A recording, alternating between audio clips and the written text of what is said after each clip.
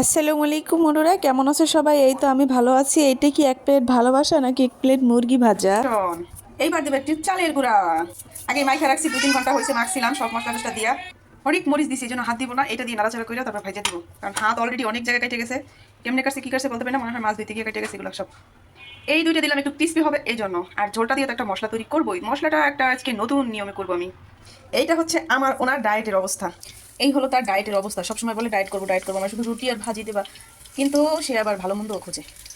এটা রুটি দিয়ে খাওয়া হবে, যে পরোটা খাবে তার পরোটা দিব, যে রুটি খাবে তার রুটি দেবো। এই অবস্থা আজকে রাতের খাবার এটাই। কেউ কেউ পরোটা, কেউ কেউ রুটি। আমি অবশ্য রুটি খাবো, আমি পরোটা খাবো না, আমি রুটির দলে এমনি মোটা গামবো। আমার মেয়ে এই ভালো, এগুলো খায়ও না, ছুঁয়েও দেখে না, আমরাই যত। এখন একটু উল্টে পাল্টে দেখি কি অবস্থা। এই তো আমার চিকেন হয়ে গেছে।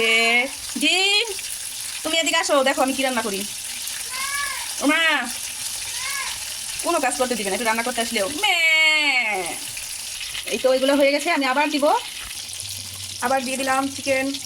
এই তো আমার এগুলো ভাজা শেষ, এবার আমি তুলে ফেলবো সবগুলা। রসুন কাঁচামরিচ ভাজা কমপ্লিট। এরপর আমি দিয়ে দেবো এর মধ্যে টমেটো, এই যে টমেটো কুচি।